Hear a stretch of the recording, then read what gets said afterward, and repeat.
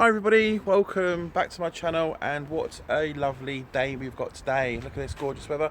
Sorry about the back garden, it's a bit of a mess, but it's not actually my back garden. So I wanted to sort of talk about common questions we have with Phantoms and with Wi-Fi issues and stuff like that. And I've got my drone out today, so let's have a quick nose what I've got on the table here. So it's my two daughters. So you got Miley, say hello. Hi. And we've got Rihanna, go say hello. Okay. Because it's quite sunny out here, it's very hard to see what I'm actually filming on my camera. It's difficult because the sun's blaring right over it.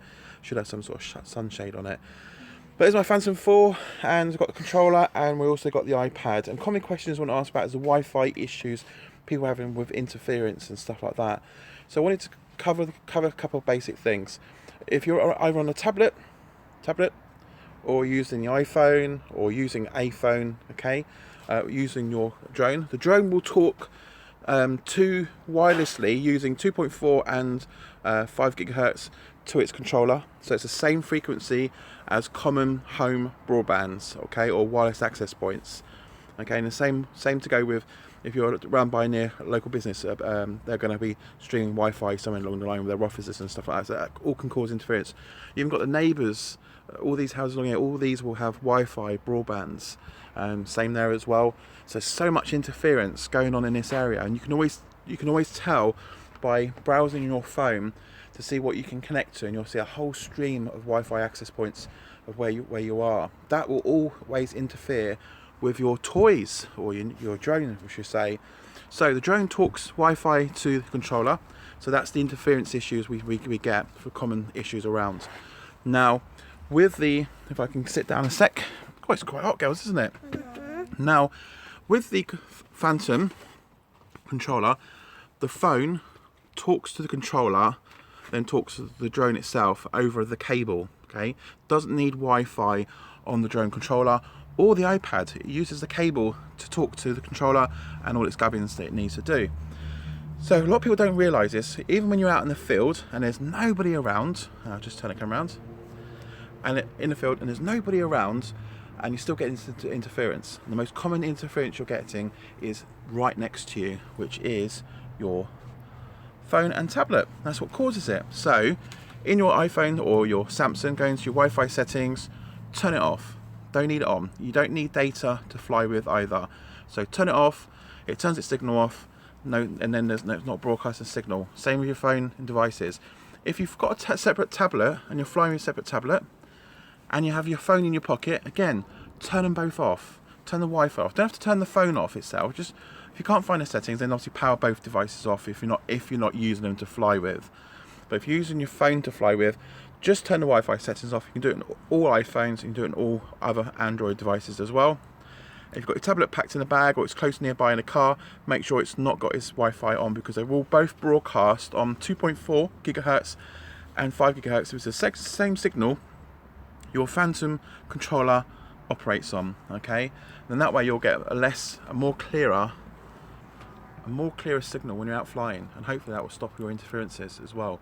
I've got people send me videos saying to me, oh God, getting this interference on my camera, and when they film it, you can see they're indoors on a table with their Phantom powered up and the controller on, showing the interference. Straight away, I can't diagnose that, because the interference could actually come from all the Wi-Fi access points, as we talked about, from your neighbours' houses, your house, and your other neighbours. And don't forget, you also have neighbours all around you.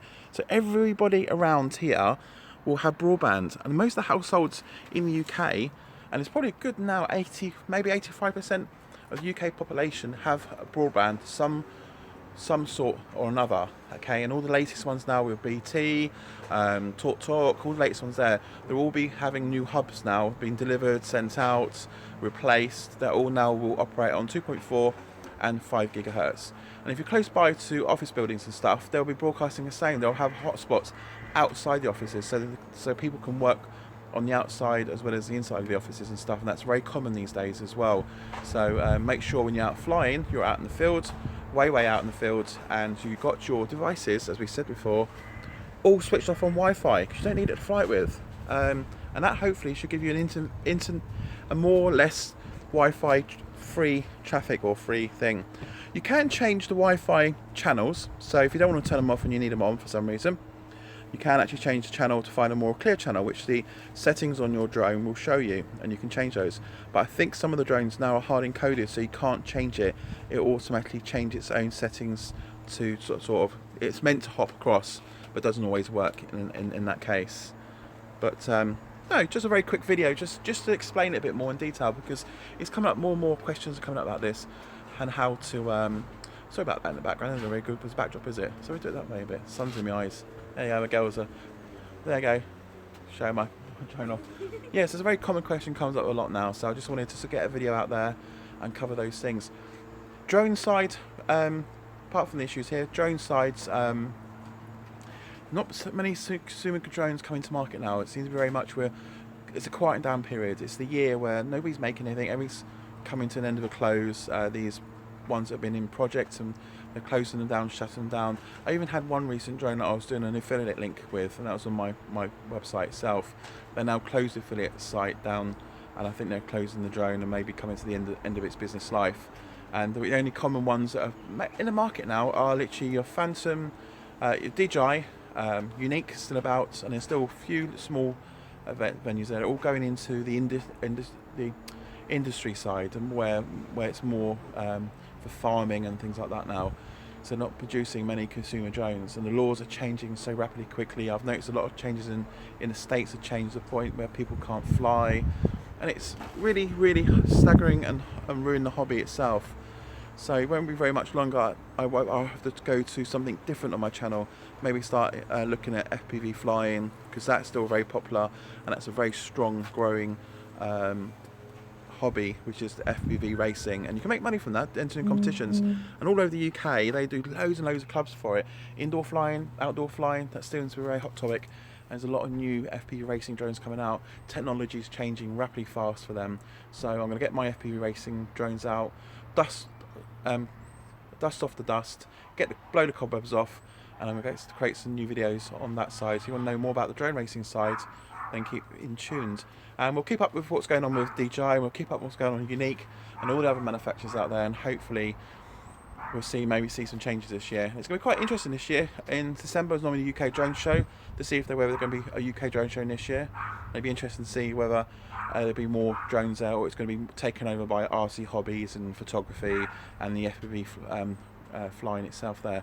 I had a comment come up, I can't see it now, it's disappeared off. Oh, here we go.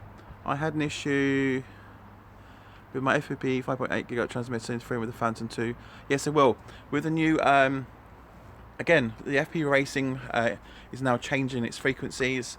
It's going away from analog to digital, so they'll be broadcasting again on the same frequencies as the Phantoms. It's very common. 2.4 and 5 GHz is very common. Now with the Phantom 4 Pro, they're built to work with both, and it automatically will sense if there's too much heavy Wi-Fi traffic in the area. For 2.4, the Phantom 4 Pro will actually change it to 5 GHz. And now we've got FPV racing going on the same band, because they will need a stronger, clearer signal, especially if they're racing at high speeds. They can't afford the screen keep flickering out, and they're doing like tri-band type connections as well, lots of different areas pointing different directions to really keep the signal going. So that's the same principle as well. So anyway, in the FPV racing industry, there's lots of new things coming out. They actually put Wi-Fi boosters all around the track that your controller will attach to, and that way it gives a perfect signal for the whole of the track area. So some of the clubs can't afford that sort of equipment, so they stick to the old sort of way, and some of the new clubs now have all these multiple point aerials that actually cover the whole track itself. There's a lot of new technology evolving from the FPV racing side. There's a lot of new drones coming out, a lot of new controller boards, flight controllers, you name it. There's lots of new gadgets, especially on the Wi-Fi stuff, boosting the signal. The more you boost the signal, more 2.4 GHz, 5 GHz stuff we use. It's going to cause a massive Wi-Fi, I could call it traffic issues itself. So you'll find, and I know one company I spoke to in the UK drone show last year was talking about they're actually building a place up north somewhere. I'll get some details and see how far they are with the project. And it was actually isolating the indoor itself, so the Wi-Fi signal couldn't go out, or outside Wi-Fi signal couldn't penetrate inwards. So it kept a nice free Wi-Fi clear zone for the FPV racers. Now, I was quite interested in the guy spoke about that, so I'm going to try and catch up with him and see where they are now, and if they are actually fully up and running, then I'll give you the details on the channel here. So if you are interested in flying with a club or want to get into FPV racing and start doing it, then I can point you in the right directions for that itself. So very quick video. So thanks guys for everything, for commenting, and if I haven't read your comments, I'll probably read them when I finish this video. My little girls are trying to sort of get in the video itself, because wave then, say hi to everybody. There you go. Yeah, they're up and coming little YouTubers, aren't they? Yeah, they're trying to do something on YouTube anyway, so so thanks for watching guys, thanks to all the new subscribers, all the new followers as well, really appreciate that. So let's look at the FPV racing side for a change. There's not much happening with DJI, so we'll see what else is out there. Hopefully get some more product reviews to do as well.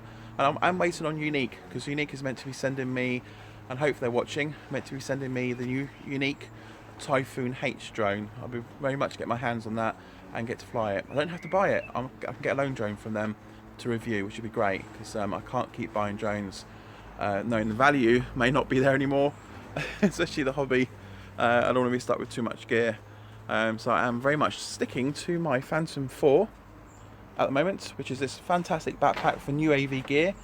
And it's a backpack you can actually keep the drone props on, as you can see here. It holds more than 8 batteries in a case, so you've just got a load of side batteries there it can go into. There's about 6 compartments there. You've got 2 compartments over the side there. Do you want to point to them? That's it. And you've got 1 in your drone as well. So roughly I think it's about 8 batteries. So have a count, 1, 2, 3, 4, 5, 6, 7. Yeah, about 8 batteries you can carry in that case. You don't have to take the props off. No, so keep them on, because the case has nice snug. It's very hard to see in this sort of dark bit. So they stay on, and it actually fits quite well, and it's easy to pack and unpack, so you can literally get flying up really quickly. And controller sits here, and obviously you've got lots of space there for your props. See you later. In there as well. You can carry like quite a few props. There's lots of space in there for other bits and pieces as well you want to carry. Great bit of it, UAV gear, so check that out. Go to myjacksdrones.uk, go up to the shop, and you'll see the case, or go to UAV gear, link on there. That goes to the affiliate link. So anything you purchase or buy will actually come back to me, and hopefully keep this channel going. So thanks for watching guys. So you want to say goodbye guys? Goodbye. And goodbye for me. Cheers guys.